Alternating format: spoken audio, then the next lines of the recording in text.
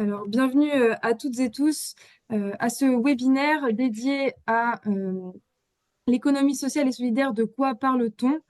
C'est un webinaire qui est organisé dans le cadre de la préparation de la semaine de l'ESS à l'école.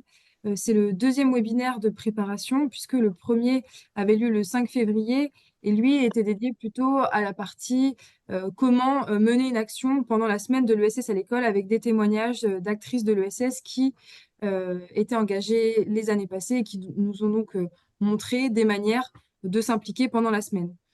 Pour ce webinaire-là, l'idée, c'est davantage d'enrichir ses connaissances sur l'ESS. Hein? Et Je mets- ensuite, on aura une partie de présentation des outils pédagogiques dans la perspective d'intervenir en classe pendant la semaine. On vous demandera, s'il vous plaît, de Super, merci. vos micros. Euh, le support de présentation vous sera envoyé ainsi qu'un kit numérique avec les outils pédagogiques qui seront présentés. Et donc, le webinaire est enregistré. Et donc, voilà, pour fluidifier les prises de parole, on vous demandera donc de couper votre micro et de poser vos questions via le fil de discussion ou bien de lever la main. Et pour ça, pour lever la main, vous pouvez aller dans la barre en bas de Zoom, cliquer sur plus et aller dans l'onglet réaction et vous aurez la main et on pourra ensuite vous donner la parole.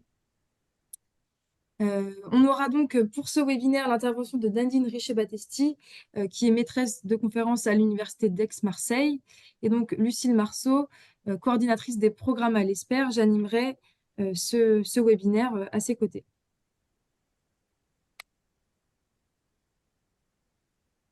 L'heure qui arrive, on reviendra sur les bases un peu de pourquoi éduquer à et par l'économie sociale et solidaire. On reviendra sur une présentation rapide de ce qu'est la semaine de l'ESS à l'école. Et puis, on en viendra au cœur de notre sujet, l'ESS, de quoi parle-t-on? Et on finira par une présentation de quelques outils pédagogiques pour aborder l'ESS avec les élèves. Déjà, pourquoi éduquer à et par l'ESS? Donc, éduquer à et par l'économie sociale et solidaire à l'école. L'ESS en elle-même revêt une ambition éducative, c'est de permettre l'émancipation collective et l'exercice d'une citoyenneté économique. Cette ambition, elle a notamment été formulée dans le manifeste pour l'éducation de l'économie sociale et solidaire, qui a été signé par l'ESPER notamment en 2012. Et donc cette émancipation, elle passe nécessairement par l'éducation et c'est donc très concrètement la capacité de chacun, chacune de comprendre les enjeux économiques, c'est permettre le développement d'un esprit critique et c'est permettre l'appropriation des principes fondateurs de l'ESS, à savoir la coopération, la démocratie, l'utilité sociale, la lucrativité limitée, la solidarité. Mais évidemment, on reviendra tout à l'heure sur ces principes-là. On parle d'éducation par l'ESS, puisque l'ambition, c'est vraiment que les jeunes puissent comprendre l'ESS en l'expérimentant, donc en étant eux-mêmes à l'initiative de projets qui vont permettre la mise en œuvre de ces principes fondateurs de l'ESS. Donc c'est par exemple s'organiser en association ou en coopérative. Donc, l'ESPER, avec l'OCCE, on organise cette semaine de l'ESS à l'école. Cette année, ce sera la 8e édition. L'objectif de cette semaine, c'est de découvrir et faire découvrir l'ESS, puisque c'est une semaine qui s'adresse évidemment aux élèves, mais pour lequel on invite les acteurs et actrices de l'ESS à s'investir et à intervenir auprès des élèves pour présenter leurs organisations et faire découvrir donc de manière plus globale ce qu'est l'économie sociale et solidaire. L'ESPER, on est une association qui est un collectif en fait de 41 organisations de l'ESS, des associations, des mutuelles et des syndicats de l'éducation nationale qui se sont regroupés autour d'un projet associatif qui est celui d'éduquer à et par l'ESS. Et cette semaine, donc, depuis 8 ans, on la copilote avec l'OCCE et peut-être que Catherine Hubert, si tu veux dire un mot sur l'OCCE.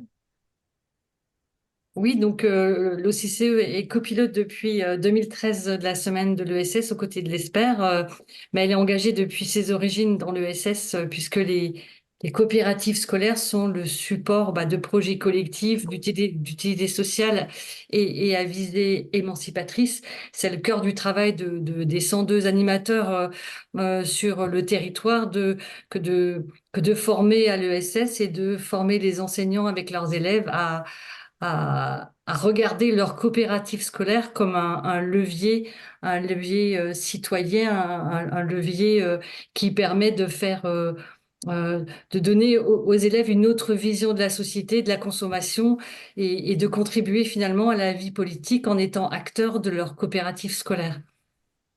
Donc, on met en valeur avec l'ESPER à travers cette semaine de l'ESS, on met en valeur ce dispositif qui est un dispositif éducatif qui vise à développer la culture citoyenne et économique des futures générations en s'appuyant sur les notions d'expérience et d'engagement à travers des projets d'utilité sociale donc fondés sur les valeurs de l'ESS. Donc, notre objectif finalement, c'est que les élèves puissent rencontrer des acteurs d'une économie juste pour qu'ils puissent à leur tour s'engager dans un avenir durable et un avenir qui fasse un peu plus rêver sur une société plus juste et plus solidaire. Donc, voilà, je peux peut-être repasser la main à Lucille. Merci. Merci Catherine.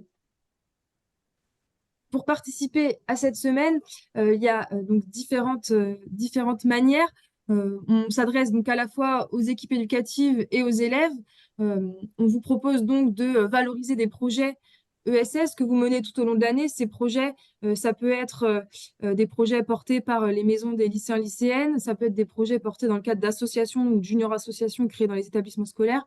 La semaine de l'ESS à l'école, en tant que temps fort inscrit au calendrier de l'éducation nationale, est une semaine pendant laquelle ces initiatives que vous menez tout au long de l'année peuvent être valorisées. Et la semaine de l'ESS à l'école, c'est aussi l'occasion donc de faire découvrir l'ESS à ses élèves.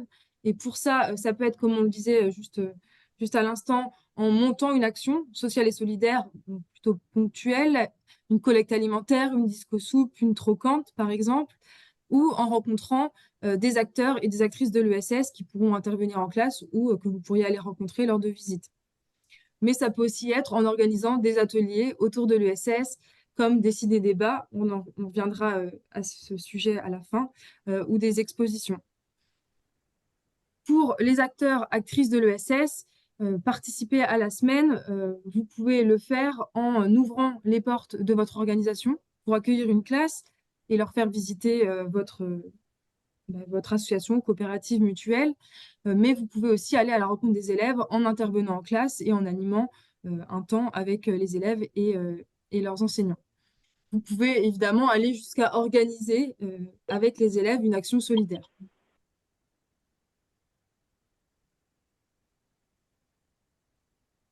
Concrètement, quelques exemples des années passées. L'année dernière, des élèves éco-délégués, en l'occurrence d'un collège, sont allés visiter un site Emmaüs. Une communauté, une ville, pardon, a organisé une édition de Croque pour tous, qui est en fait un repas solidaire dont les bénéfices engendrés ont été reversés à une banque alimentaire locale. Et cette action, elle a été organisée, portée par la ville, mais c'est les élèves qui y ont participé. On peut également, comme je le disais, valoriser ou organiser des actions pendant la semaine. Ici, un autre exemple d'une course solidaire qui a été organisée au lycée pendant la semaine de l'ESS à l'école. Et cette course solidaire, c'est l'action phare qui a été portée dans le cadre d'un projet Mon entreprise sociale et solidaire à l'école, accompagné par l'ESPER, qui a permis les élèves se sont organisés tout au long de l'année pour aboutir à une action solidaire pendant la semaine. Et puis, on peut avoir des interventions en classe. Ici, l'exemple, la correspondante l'ESPER en Guadeloupe est intervenue plusieurs fois dans différentes classes pour animer des ateliers de découverte de l'ESS. Il s'agit évidemment de 4 exemples ici. Ces actions pendant la semaine, elles peuvent prendre des formes très diverses.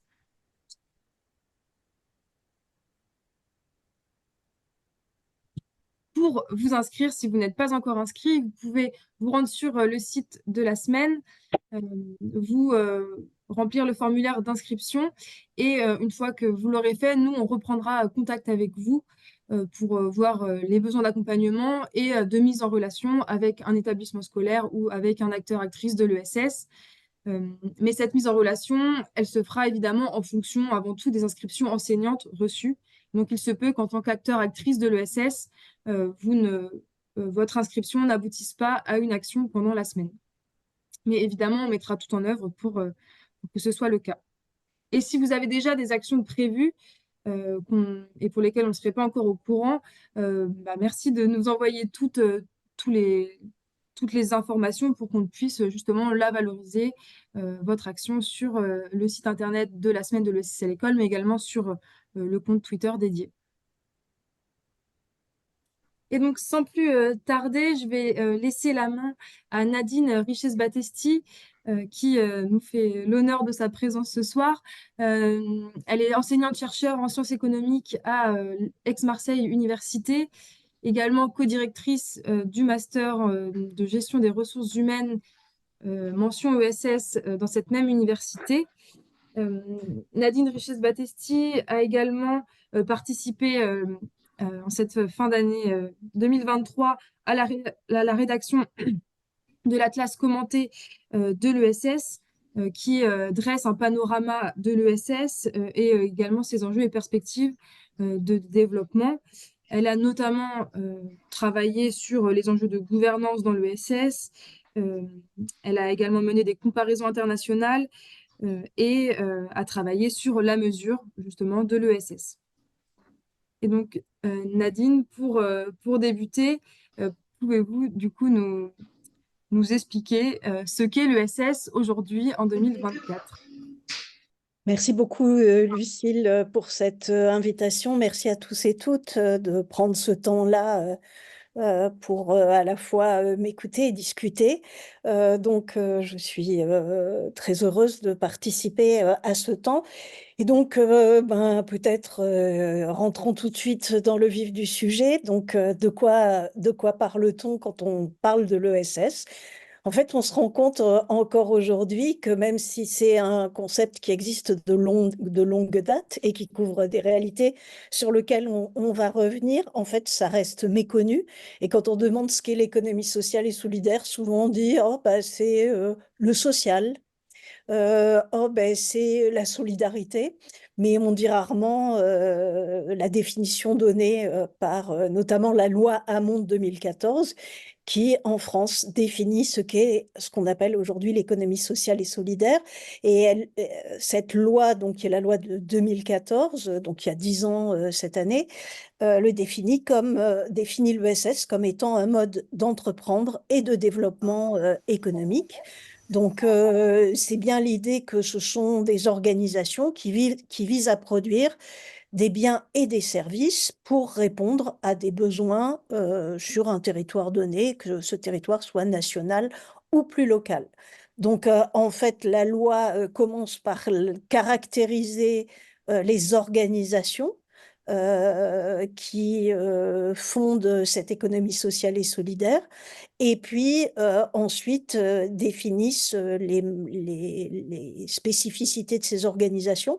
Donc, en termes de statut, ce sont à la fois des associations qui sont majoritaires en France aujourd'hui, donc des associations, des coopératives, des mutuelles et des entreprises sociales. Et alors, du coup, j'ai écrit 2 fois associations. En fait, c'est fondations qu'il faudrait rajouter. Donc, des associations, des coopératives, des mutuelles, des fondations et des entreprises sociales.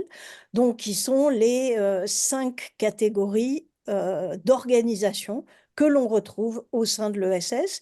Les associations coopératives mutuelles sont les premières à avoir existé dès le 19e siècle. Et on a rajouté les fondations qui étaient plutôt d'inspiration anglo-saxonne à l'origine, même si en France, on a une très belle fondation historique qui s'appelle la Fondation de France. Et puis, on a rajouté des entreprises sociales qui sont des entreprises conventionnelles, des entreprises donc qui peuvent avoir une forme SA, SARL, donc société anonyme, société à responsabilité ou société par action simplifiée, qui en fait respectent des règles de base qui définissent l'économie sociale et solidaire. Donc en fait, pour être une structure de l'économie sociale et solidaire, il faut avoir un but autre que celui de partager des bénéfices. Donc, il faut vouloir agir ensemble pour l'émancipation. Vous parliez d'émancipation, Lucille, tout à l'heure, pour contribuer à répondre à des besoins sociaux peu ou mal satisfaits, par exemple. Donc, un but autre que le seul partage des bénéfices. Il faut avoir un principe de gouvernance démocratique. Ça veut dire qu'il faut qu'il y ait une information qui soit transmise notamment aux salariés et une participation qui soit mise en œuvre avec l'ensemble des parties prenantes, c'est-à-dire des membres qui sont associés aux réalisations de l'entreprise. Donc, gouvernance démocratique, ça signifie en fait une personne, une voix. Indépendamment du capital que je peux avoir dans une coopérative, je représente toujours une seule voix. Et dans l'association, eh bien, même si j'ai 5 enfants qui participent à l'activité de l'association, eh bien, je ne représenterai toujours qu'une seule voix dans l'association auquel j'aurai adhéré. Donc, deux principes fondamentaux, et on voit bien qu'il y a cette dimension de démocratie dans l'entreprise, hein, qui est aussi le pendant de la démocratie sociale qui s'exerce par des votes dans la société dans son ensemble. Et puis enfin, les règles ensuite sont des règles qui concernent la gestion de l'organisation. Donc, les bénéfices sont affectés au maintien ou au développement de l'activité et ne servent pas à rémunérer du capital. Lorsqu'on a des excédents, ils sont mis en réserve. On ne peut pas les partager entre les membres de l'organisation. Donc, ça veut dire qu'on pose des règles de partage de la valeur qui sont essentielles. Ce partage de la valeur, il est au profit des membres et du territoire, et il n'est pas au seul profit des actionnaires, tel que ça peut être le cas dans une organisation. Donc, ce sont des règles importantes, c'est ce qu'on appelle l'acapitalisme, c'est-à-dire qu'on n'est pas là pour accumuler du capital dans l'absolu, on est là pour investir de telle manière que l'activité puisse se développer au bénéfice de tous, que ce tous soient des salariés, que ce tous soient des bénéficiaires de l'activité ou plus largement le territoire dans lequel on intervient, l'entreprise, l'organisation intervient. Dans cette loi, on voit aussi des définitions d'un certain nombre d'éléments que sont l'utilité sociale, l'innovation sociale, les pôles territoriaux de coopération économique, la reconnaissance des monnaies sociales, tout un ensemble d'activités, tout un ensemble de dispositifs qui servent à caractériser cette économie sociale. L'utilité sociale, c'est ce qui permet, aujourd'hui on parle plus souvent d'impact que d'utilité sociale, mais c'est ce qui permet de dire à quoi sert l'activité que l'on met en œuvre. Donc l'utilité sociale, elle peut exprimer le fait qu'on s'adresse à des populations qui sont démunies. Elle peut exprimer le fait qu'on s'adresse à des publics qui sont mal couverts par certaines activités, par exemple des personnes en situation de handicap. Elle peut exprimer aussi une dimension écologique, hein, puisque d'entrée de jeu, dans la loi de 2014, on évoque cette dimension de contribution à des activités de protection de l'environnement, etc. Et plus largement qu'on qualifierait aujourd'hui en lien avec la transition juste et durable. L'innovation sociale, c'est le pendant de l'innovation technologique en direction de besoins sociaux mal satisfaits, qui renvoie aussi à cette dimension de partage de la valeur, pas simplement réservée à celui qui investit dans l'innovation, mais à l'ensemble des acteurs associés. L'innovation sociale, c'est aussi un lien au territoire affiché et reconnu. C'est en général un modèle économique qui soit soutenable, mais qui associe de façon large un certain nombre de personnes sur le territoire.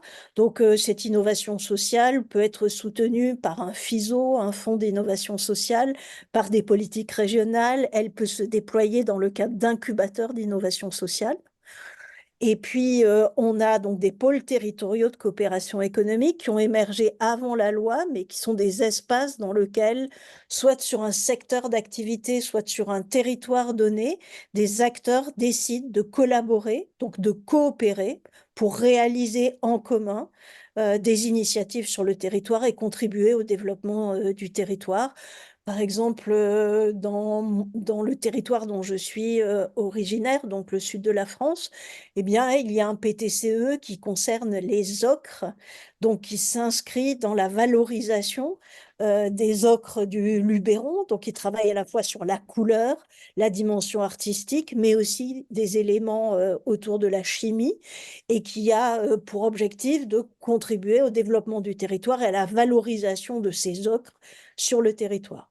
Et puis les monnaies sociales, c'est ce que vous avez peut-être dans vos territoires, qui sont des monnaies à vocation purement locale et qui servent à dépenser de l'argent sur le territoire. Donc, ils ne sont pas volatiles, qui ne vont pas se perdre à l'étranger ou sur d'autres territoires et qui servent donc à générer du paiement local et donc de la dynamique économique locale à partir de ces monnaies sociales. Donc, Lucille, si tu peux passer la slide suivante. Donc, cette économie sociale, au-delà de la définir à partir de ces grandes lignes, de ces principes d'organisation, association mutuelle, coopérative, à capitalisme, etc., bien, en fait, on ne le sait pas souvent, mais notre vie est emplie d'organisation d'économie sociale et solidaire. Eh bien, j'ai par exemple un fournisseur d'électricité qui s'appelle Enercop, qui est un fournisseur d'électricité coopératif, donc qui est fondé sur une société coopérative d'intérêt collectif. Je bois un café que j'ai peut-être acheté dans un magasin tel que Artisan du Monde ou encore un producteur équitable. J'ai peut-être acheté ma cafetière dans un magasin de seconde main, donc dans une ressourcerie pour faire mon café. Donc je dépose mon gamin dans une crèche. Je vais faire un examen de santé dans un centre mutualiste. Mes frais sont remboursés par une mutuelle. Je retire de l'argent dans une banque coopérative. J'ai cuisiné pour le repas de midi des légumes que j'ai achetés dans une AMAP, donc donc avec un producteur local qui me livre un panier toutes les semaines et que j'aide à distribuer son panier. Peut-être que je lis un magazine économique publié donc, par une coopérative, par exemple Alternative économique. Ma voiture peut être assurée par une mutuelle. Je fais du sport dans une association sportive ou dans un centre social. Et puis, j'ai peut-être ce soir un apéro avec des amis et je vais boire un petit vin réalisé dans une coopérative agricole. Tout ça, c'est de l'économie sociale et solidaire. J'habite peut-être dans un HLM, dans un habitat à loyer modéré qui est véhiculé par une organisation elle-même d'économie sociale et solidaire, ou encore j'ai décidé de contribuer au développement d'un habitat partagé et donc, je m'inscris là encore dans le champ de l'économie sociale et solidaire. Ça veut dire que grosso modo, une grande partie de mon activité quotidienne et puis de ce qui fait de ce qui me protège au quotidien, hein, dans le cadre d'une assurance automobile ou d'une assurance santé, une grande partie de mes loisirs, une grande partie de ce qui me permet de m'éclairer, etc., est le produit d'une structure de l'économie sociale et solidaire dont nous savons rarement qu'elle est d'économie sociale et solidaire. On oublie de mettre en avant cette dimension de production spécifique qui signifie aussi que on produit en général au meilleur prix et qu'on ne rémunère pas d'actionnaires, ce qui veut dire qu'on peut réinvestir tout l'excédent qu'on réalise dans l'activité au profit de cette activité et au profit des membres qui bénéficient de cette activité et des salariés ou des bénévoles qui la produisent. Voilà, rapidement. Merci. Après cette présentation globale de ce qu'est l'ESS, est-ce que vous pouvez nous indiquer le poids que représente l'ESS dans l'économie? Alors, les données sont assez récentes hein, sur ce que représente l'ESS dans l'économie. C'est à peu près 10% de l'emploi. Grosso modo, 2,6 millions d'emplois avec les temps partiels et en équivalent temps plein, à peu près 2 millions d'emplois, donc un peu plus de 10% de l'emploi sur l'ensemble du territoire national. Dans certains endroits, on peut atteindre 15 à 18% de l'emploi, notamment en milieu rural. Et puis, en région parisienne, par contre, le pourcentage de l'emploi dédié à l'économie sociale est un peu plus faible, puisqu'on a beaucoup de sièges d'entreprises qui sont localisés dans la capitale. Mais donc, de façon globale, 10% de l'emploi. Si je vous donne un exemple, en France, on dit souvent que quand le bâtiment va, tout va. Eh bien, en fait, ces 10% de l'emploi, c'est plus que le total du bâtiment et de la construction automobile en France. Donc, c'est pas un secteur qui pèse rien du tout, mais c'est un secteur qui est méconnu. À peu près 80% de ces emplois sont dans des associations. Donc, c'est vraiment le porteur majoritaire de l'emploi. À côté de cet emploi, on a aussi 17 millions de bénévoles. Ça représente à peu près 1,4 million en équivalent temps plein. Mais donc, vous voyez qu'il y a autant de bénévoles que de salariés dans les associations. Donc là aussi, on sous-estime souvent ce que représente le bénévolat en France. 17 millions de bénévoles. Alors, vous voyez, ils font certainement un nombre d'heures assez réduit pour une partie d'entre eux, puisqu'au bout du compte, en équivalent temps plein, on n'en a plus que 1,4 million. Mais néanmoins, ils représentent un nombre de gens investis dans des dynamiques d'engagement auprès de populations diverses et variées qui est important.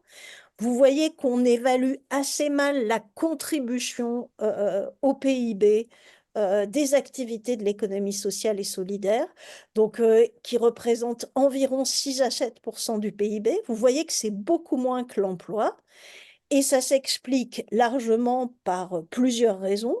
D'une part, parce qu'on a une production qui est pour partie réalisée par des bénévoles, donc qui n'est que très mal mesurée en termes de coûts. Même si on peut faire des approximations, et on ne le fait pas toujours. Deuxième élément, en moyenne, les salaires dans l'ESS sont plutôt plus bas que dans l'économie conventionnelle. Alors, ils sont plus bas surtout pour les plus hauts salaires. C'est-à-dire qu'en fait, il vaut mieux, pour le dire autrement, en général, on a moins de bas salaires dans l'ESS que ce qu'il y en a dans l'économie conventionnelle. Par contre, on a moins de hauts salaires aussi, ce qui explique en moyenne des taux de salaire qui sont plus bas. Par ailleurs, c'est une économie qui est largement féminine. 67% des emplois sont des emplois de femmes dans l'ESS. Et comme vous le savez, en moyenne, les femmes sont moins bien rémunérées et la situation ne s'améliore que très marginalement. D'ailleurs, l'ESS, de ce point de vue, n'est pas exemplaire et pourrait mieux faire. Donc, très clairement, le fait que ce soit une économie largement féminine joue aussi dans ces salaires, dans cette représentation du PIB qui est plus faible, et puis que le nombre d'emplois.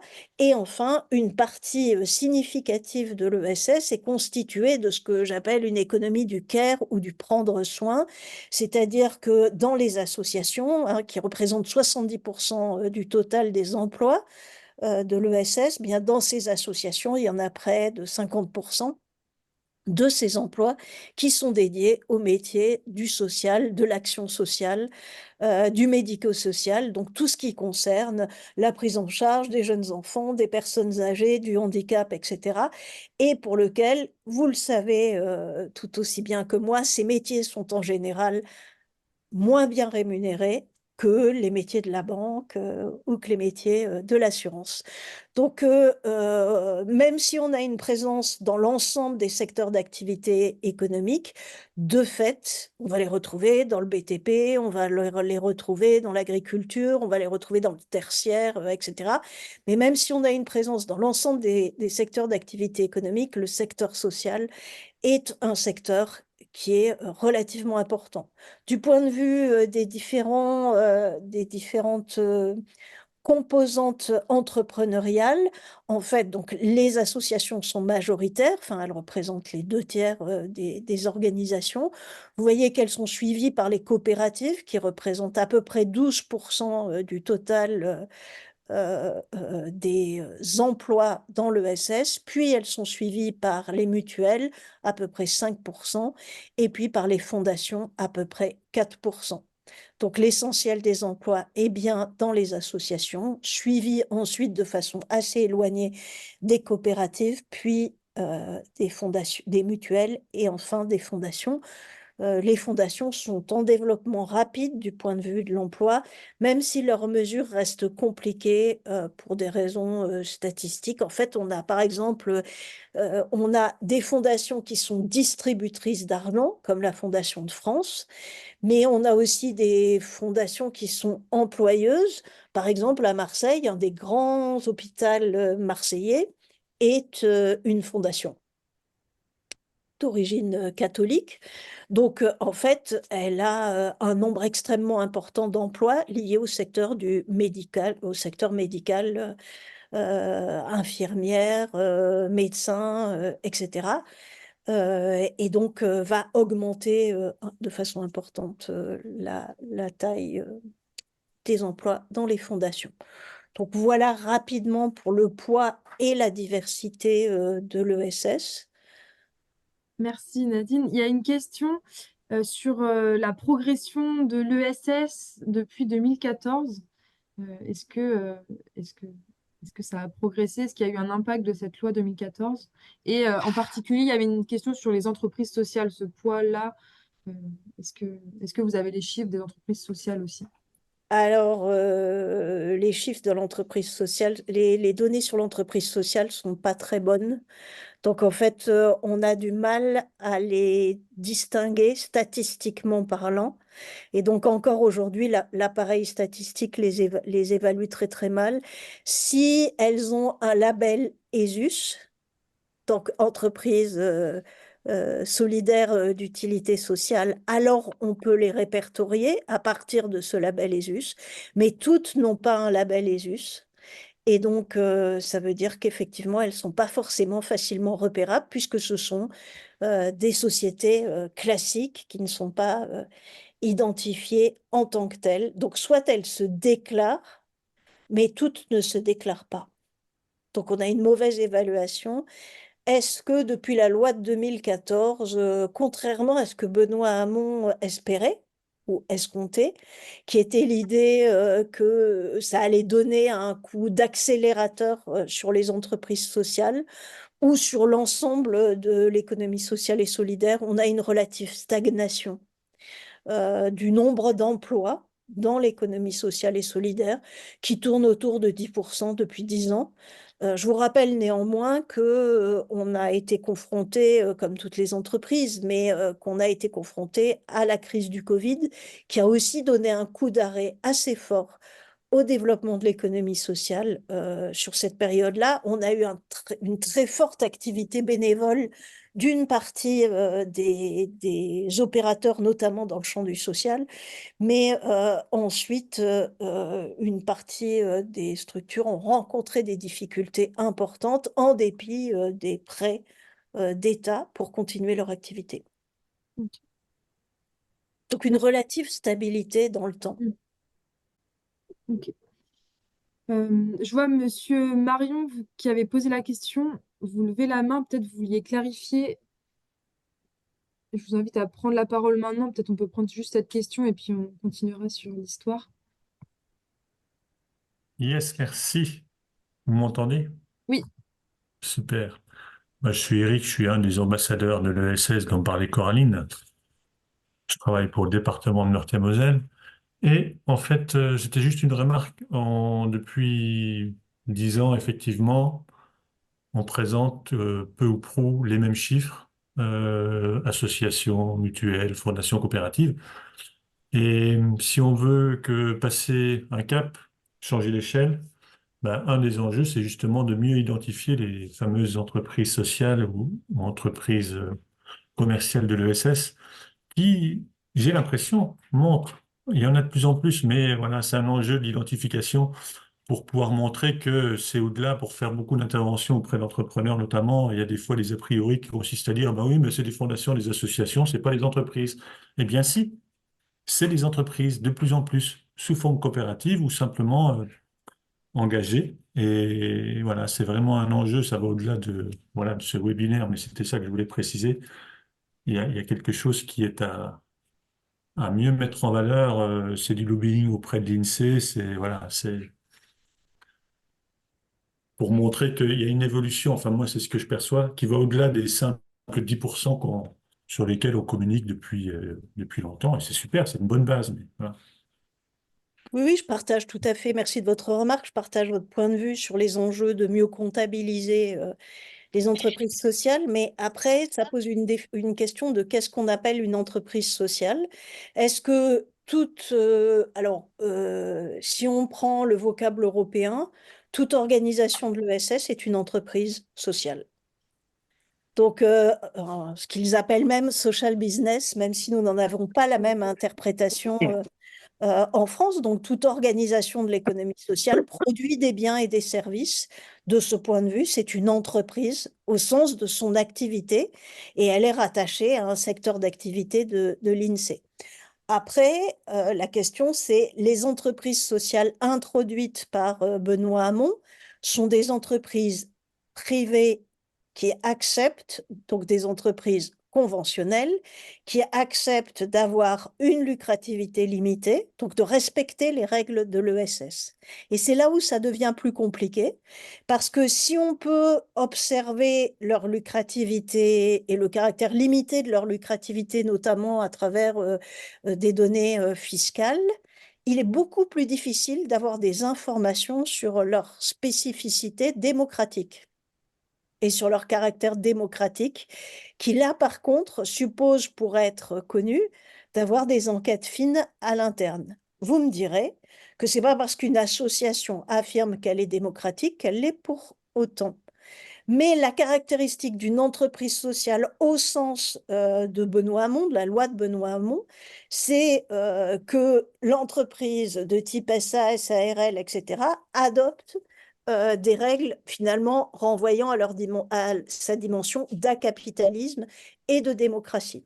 La question est simplement comment on vérifie ces éléments-là si l'entreprise elle-même ne se déclare pas auprès de la Chambre régionale d'économie sociale et solidaire, ou si elle ne revendique pas un agrément ESUS, mais qu'elle revendique, par exemple, qu'elle dit qu'elle est Bicorp, modèle, ou qu'elle est entreprise à mission, donc Bicorp, modèle américain pour mettre en avant sa raison d'être, ou entreprise à mission, mettre en avant sa raison d'être et penser la participation des salariés au sein de son modèle d'organisation.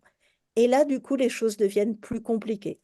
Je partage le fait qu'il y a un enjeu de lobbying auprès de l'INSEE pour mieux faire reconnaître les choses, mais au-delà de ça, il y a la nécessité de s'assurer que ces règles soient bien respectées. Et quand on parle, par exemple, d'entreprise à mission, on ne dit rien sur la propriété du capital.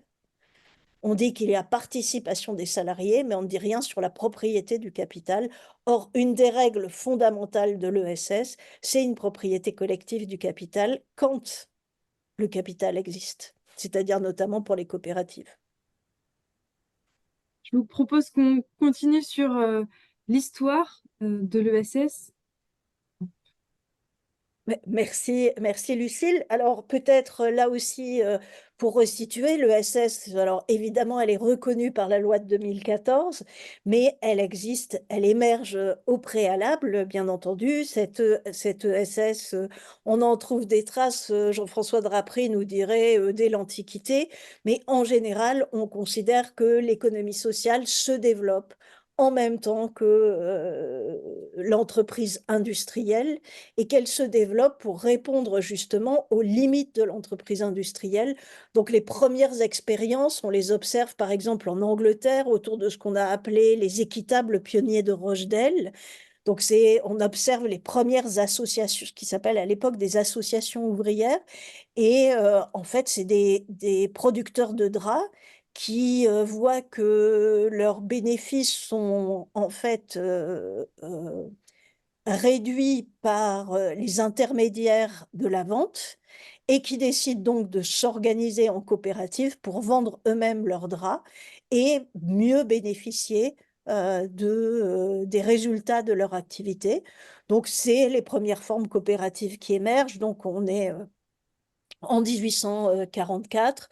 Ensuite, donc on va avoir un développement qui s'opère tout au long du 19e siècle et puis qui va donner lieu à la fin du 19e siècle à une charte sur la mutualité. Donc les associations de secours mutuels émergent dans le 19e siècle, mais la mutualité sera reconnue à la fin du 19e siècle. En fait, les associations de protection mutuelle émergent pour protéger les ouvriers ou les artisans de risques liés à la maladie. Et donc, ce sont des formes de solidarité à l'intérieur des usines, sur les territoires ou au niveau des métiers, par exemple autour des métiers du fil, chez les canuts de Lyon, etc., qui vont avoir pour objectif donc de protéger du risque santé. C'est l'ancêtre de la sécurité sociale. Il y aura une loi sur les associations, dite loi 1901, sur la reconnaissance officielle des associations, sachant que dans la deuxième moitié du 19e siècle, on a eu plutôt une interdiction des regroupements d'individus. Donc, il faudra attendre cette loi de 1901 pour pouvoir réautoriser plus largement les regroupements. Dans les années, tout au long de la première moitié du XXe siècle, l'économie sociale va se développer, mais qu'à un cas, les coopératives d'un côté, les mutuelles de l'autre, les associations aussi, de façon séparée. Et on va donc attendre les années 1980 et l'arrivée de la gauche au pouvoir en France pour qu'on ait un retour sur cette notion d'économie sociale, avec notamment une charte de l'économie sociale qui va être adoptée, une multiplication des associations locales en lien avec des stratégies de développement local qui sont affirmées, et progressivement l'émergence à la fin des années 80 de ce que l'on va appeler l'économie solidaire, donc portée autour d'activités spécifiques qui vont notamment être liées à l'insertion par l'activité économique, à la petite enfance, aux régies de quartier, etc. Et avec l'idée que l'économie sociale se serait un peu instituée et aurait perdu une partie de ses bonnes pratiques et que cette économie solidaire reviendrait sur des pratiques de mobilisation locale, de participation locale, d'engagement local. Donc, on va avoir à côté du terme économie sociale un second terme qui émerge, qui est l'économie solidaire. Et on va avoir, Lipietz va nous dire, en fait, l'économie sociale, c'est comment on fait. Là, on est au tournant des années 2000, hein, l'économie sociale, c'est comment on fait, avec quel type d'organisation. L'économie sociale, l'économie solidaire, c'est au nom de quoi on fait, donc les valeurs de solidarité, etc. Et puis, il va utiliser un terme qui est le tiers secteur, qu'on va retrouver pas mal à l'échelle européenne sous la terminologie third sector, qui est ce que l'on fait. Donc, les activités que l'on mène en tant que telles. Et Lipietz va parler du halo sociétal qui entoure l'activité productive des organisations de l'économie sociale. Ce halo sociétal, c'est ce qu'on appellera ensuite l'utilité sociale, c'est ce qui accompagne l'innovation sociale.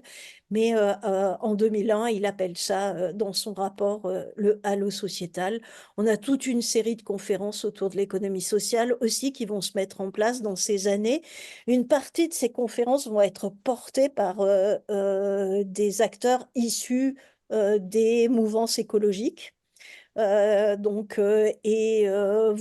progressivement articuler de l'économie sociale avec des dimensions de prise en compte des mouvements écologiques. On aura dans les années 2010 un retour d'une influence anglo-saxonne qui va être notamment portée par l'émergence du MOVES, du Mouvement pour les entreprises sociales devenu Impact France, donc qui accompagne le développement de l'entrepreneuriat social, parfois représenté à travers le groupe SOS, plus grand groupe français d'économie sociale dans le secteur du sanitaire et social notamment. Et puis, cet entrepreneuriat social va de pair avec le développement de la philanthropie, donc plutôt logique donc anglo-saxonne, autour des fondations et des dons volontaires auprès des fondations et des associations. Dans le modèle français, on est plutôt marqué par l'idée qu'il y a une redistribution qui s'opère par l'État, par exemple à travers les subventions. Donc, nous payons nos impôts à l'État qui réaffecte ensuite cet argent autour d'activités diverses et variées dans le cadre de son budget. La logique anglo-saxonne ou la logique américaine, c'est plutôt l'idée que les individus décident eux-mêmes de l'affectation de leur argent et donc donnent leur argent à des fondations dédiées aux objectifs qu'ils souhaitent voir mettre en œuvre. Donc en 2010, on a ce retour sur les fondations avec une reconnaissance et un développement des fondations en France qui va être facilité dès les années 2000 par la fiscalité. Donc, on va avoir des allègements fiscaux en direction de l'argent donné aux fondations, quelle que soit la nature de ces fondations.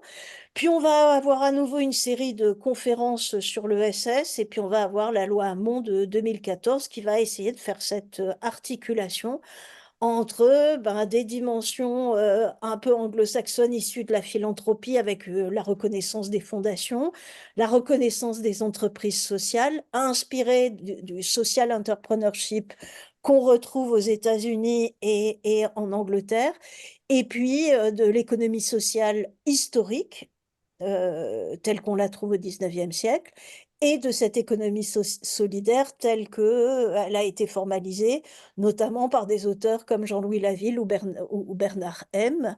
Et donc, on va reconnaître une terminologie qui est l'économie sociale et solidaire, donc qui englobe à la fois cette économie sociale historique, cette économie solidaire évoquée par Laville, mais aussi ces dimensions plus philanthropiques pour en faire un ensemble qui est bien un ensemble politique, qui est une forme d'alternative par rapport au développement des entreprises capitalistes, orienté vers des principes démocratiques et des principes d'acapitalisme, mais qui est une construction politique au sens où, encore aujourd'hui, les associations ne savent pas toujours qu'elles appartiennent à l'ESS, les coopératives ne se reconnaissent pas toujours dans le champ de l'ESS, etc.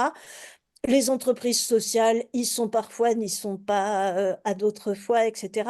Donc on continue à avoir, finalement, c'est une création politique au sens où elle arrive par le haut, dans un contexte où coexistaient différents types de structures de manière alternative. Et puis les dynamiques récentes, c'est la reconnaissance à l'échelle internationale de cette économie sociale et solidaire, d'abord par le BIT et l'OCDE en 2022 et par l'ONU en 2023.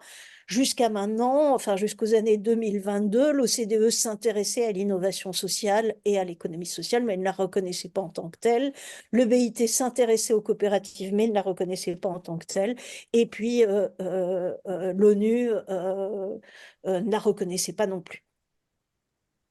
Merci. Pour préciser, le BIT, c'est le Bureau international du travail. Merci. Et donc, pour finir cette présentation, finalement, qu'est-ce qui fait la spécificité de l'ESS et et donc en quoi l'ESS permet de répondre aux enjeux de société actuels. Alors, pour moi les réponses, elles sont à plusieurs niveaux. D'abord, c'est une économie extrêmement moderne qui met la personne au centre par rapport au capital, hein, contrairement à la plupart des entreprises. Donc, on a une primauté de la personne avec des valeurs qui sont celles de la démocratie, de la solidarité, de l'hospitalité, de l'équité.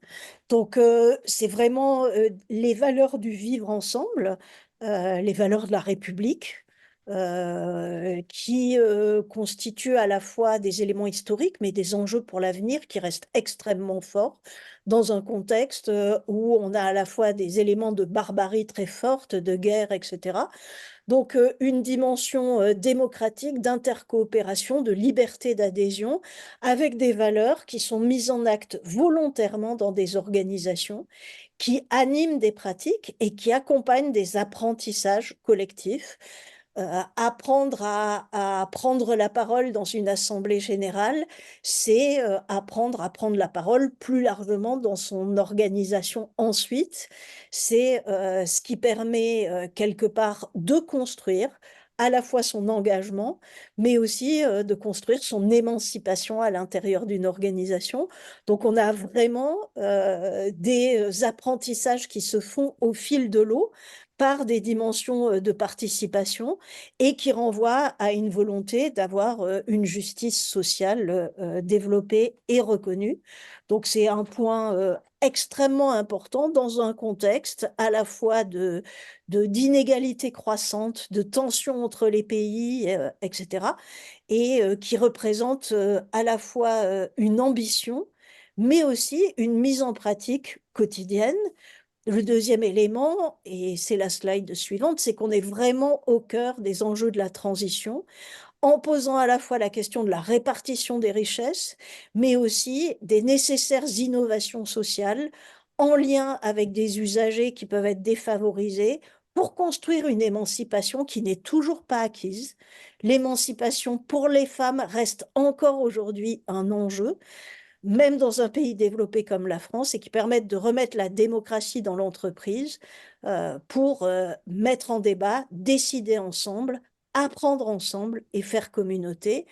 Donc, débattre des raisons d'agir en commun et de la nécessaire, de la nécessité de continuer à bâtir ensemble des stratégies pour faire le monde de demain. Voilà, évidemment, au cœur des enjeux pour les jeunes, de construire ensemble un monde meilleur, là où nous avons pour partie échoué et pour lequel il reste encore beaucoup de choses à faire. Et c'est pas individuellement que se construisent le renouveau d'un monde meilleur, c'est bien collectivement et par le débat, en s'écoutant les uns les autres pour agir en commun et pas en imposant par la force des règles qui pourraient aller à l'encontre de la reconnaissance de certaines spécificités. Donc pour les jeunes, c'est un véritable outil de cette émancipation, y compris par rapport aux plus anciens. Merci beaucoup. Merci. Merci beaucoup, Nadine, pour votre participation et cette présentation qui permet d'éclairer ce qu'est l'économie sociale et solidaire. Est-ce que vous avez encore 5 minutes pour prendre une question? Voilà, donc je vous remercie pour cette présentation très riche, hein. Moi, j'avais une question au sujet des entreprises à mission, hein. C'est vrai qu'on en voit de plus en plus qui se déclarent, même des entreprises lucratives, hein, qui créent des fondations, des entreprises à mission. Est-ce que vous ne pensez pas qu'il y a un risque de dilution de l'ESS dans le message avec l'arrivée de ces entreprises? Parce que est-ce que ça brouille pas un peu la communication? Et puis, on voit des Danone, on voit des grosses entreprises sont mondialisées qui arrivent et qui se déclarent entreprises à mission. Voilà, je voulais votre avis là-dessus. Alors, en fait, l'entreprise à mission, on voit bien qu'elle répond à des enjeux de société aujourd'hui, de plus grande participation, d'afficher sa raison d'être qu'on peut du coup opposer aux actionnaires. de renforcer la participation des salariés, etc. Donc, il y a un vrai enjeu de société aujourd'hui. Mais on voit bien qu'il y a des écarts entre une entreprise à mission qui porte sur, entre une entreprise à mission et l'économie sociale, qui porte sur le partage de la valeur et la propriété du capital. Donc, je pense qu'il faut être clair sur ce qu'est la spécificité de l'économie sociale, une propriété collective partagée et un partage de la valeur discuté, négocié dans l'organisation, donc pour partie prescrit par la loi d'ailleurs, mais pour partie négocié dans l'organisation, et que c'est ça qui fait la différence. Donc du coup, c'est pas simplement la mission sociale ou afficher que j'ai une raison d'être autour de la transition écologique, c'est bien la manière dont je construis mon activité, autour d'une discussion sur qu'est-ce que je fais de mes excédents et sur l'idée que je construis mon capital, qu'il soit financier ou social, dans le cadre d'une propriété collective. Passer à côté de ça, c'est effectivement se retrouver face à un risque de dilution. Pour autant, je reprends l'idée qui est souvent développée par Jérôme Sadier, qui finalement dit, mais s'il y a des entreprises à mission qui émergent aujourd'hui, c'est bien quelque part parce que l'ESS peut être demain la norme de l'économie. Finalement, en revendiquant cette exigence de plus de justice sociale, de plus de discussion dans l'organisation, de plus de dimension collective, qu'elle serait en capacité de construire le modèle économique dominant de demain. Merci beaucoup pour votre réponse. Merci.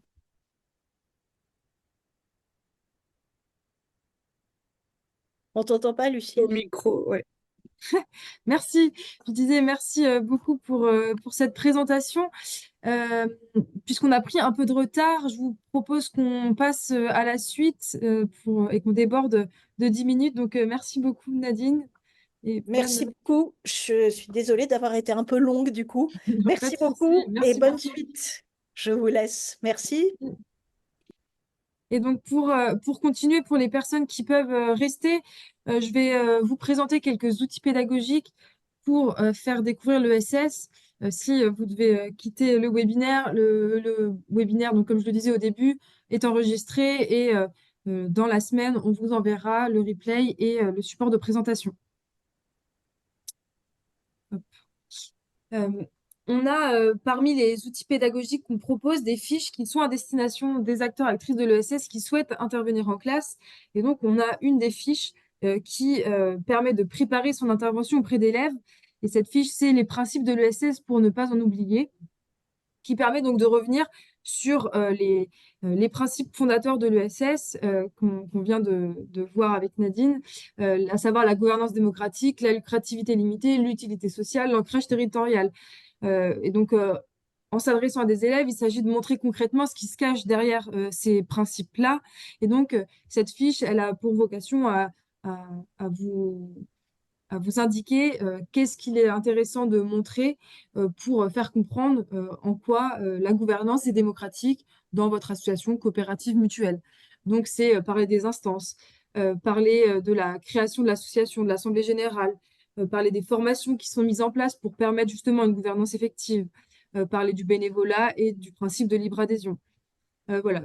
Donc, je ne vais pas tous les lister, mais vous retrouverez dans cette fiche-là ces éléments précis qui vous permettront justement de préparer votre intervention. Puisque c'est vraiment ça qu'il est intéressant de faire comprendre, ces principes fondateurs de l'ESS.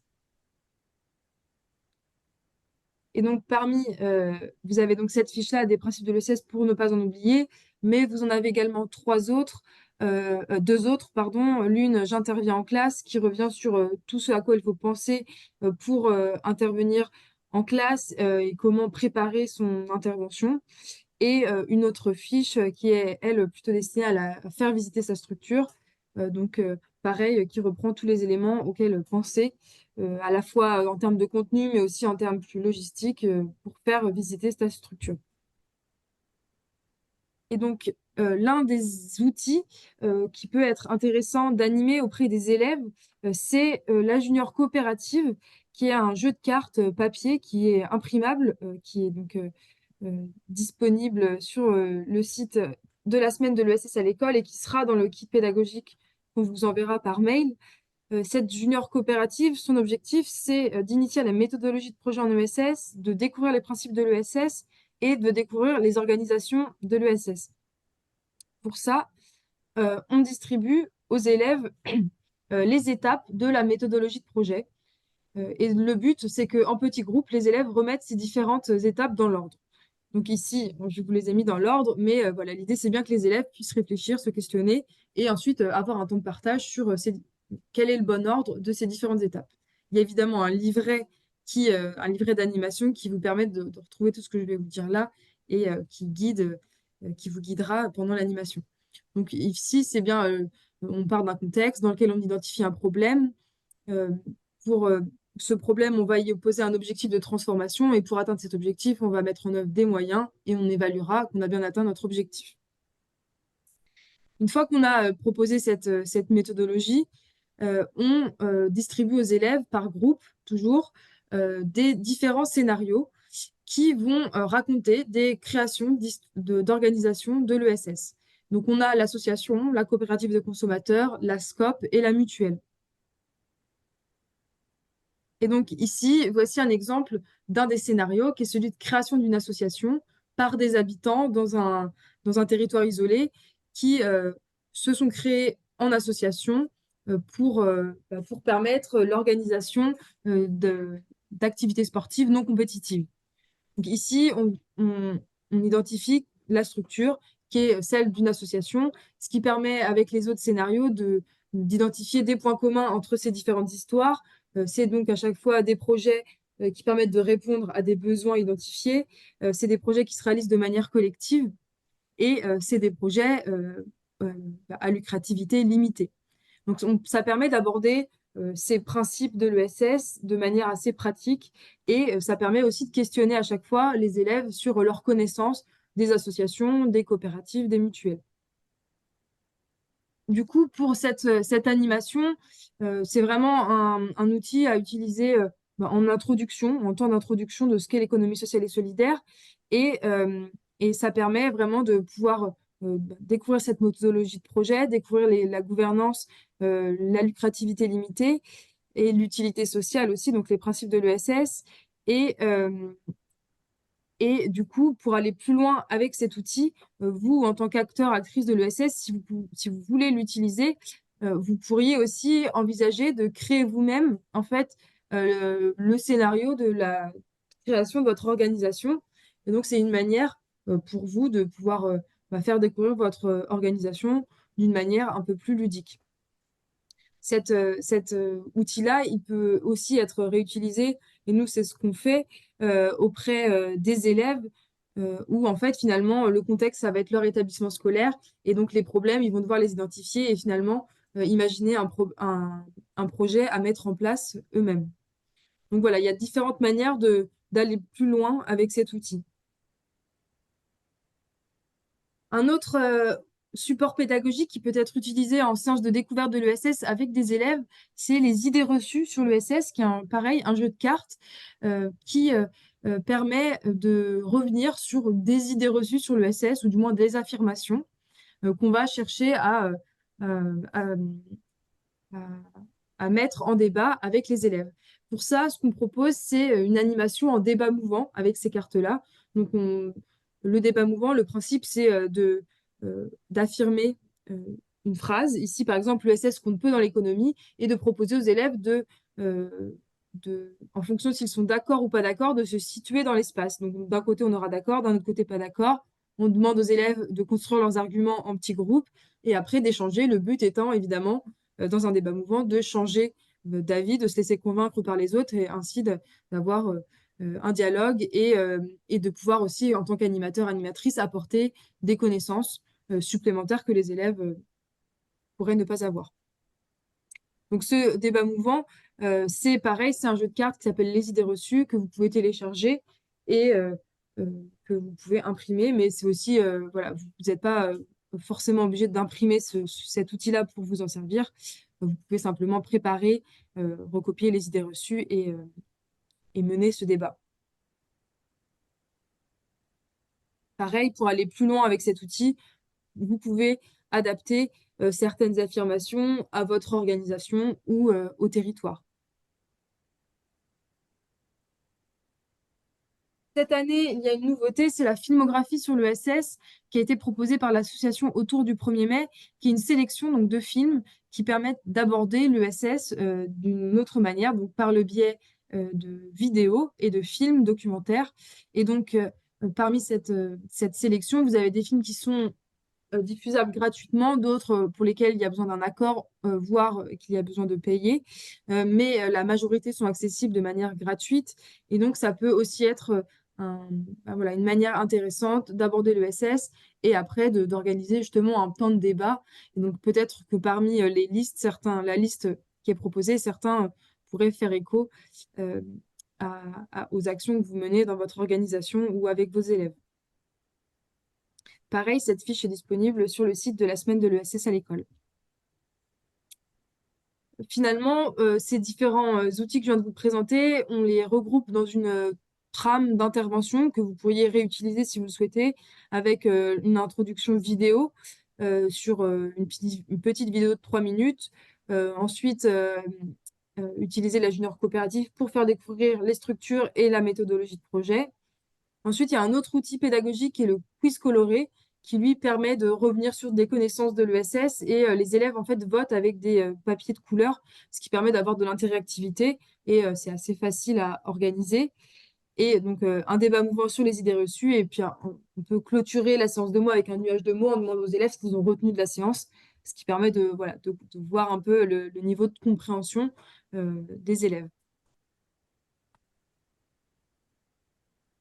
Et pour finir, il y a aussi des études de cas qui sont sur le site de la semaine de l'ESS à l'école, qui ont été créées par un groupe ressources ESS de l'ESPER. Et ces études de cas, l'idée, on se doute bien que ce n'est pas quelque chose que vous pourriez forcément animer pendant la semaine, mais plutôt une source d'inspiration, parce que ces études de cas, elles présentent des différents documents liés à, ici, par exemple, un supermarché coopératif. L'autre étude de cas présente une coopérative gérée par les jeunes. Et finalement, il y a plusieurs documents dans ces études de cas, des documents qui sont issus de ces coopératives, qui permettent d'aborder la gouvernance, d'aborder les finances. Et donc, c'est des petits, c'est des temps de mise au travail en petits groupes qui sont proposés dans ces études de cas dont vous pourriez vous inspirer pour présenter votre organisation. Donc, c'est peut-être un moyen pour vous d'imaginer une animation un peu interactive avec les élèves autour de la découverte de votre organisation de l'ESS. J'en ai fini de la présentation de ces ressources pédagogiques. Je reste disponible pour répondre aux questions que vous pouvez poser dans le chat ou dans le fil ou en levant la main. Sinon, je vous invite à revisionner le précédent webinaire du 5 février, Comment mener une action, qui est disponible sur la chaîne YouTube de l'ESPER et sur le site de la semaine.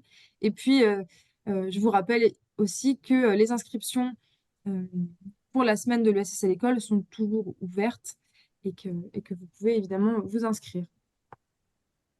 Et donc, je vous donne rendez-vous du 25 au 30 mars pour la semaine de l'ESS à l'école.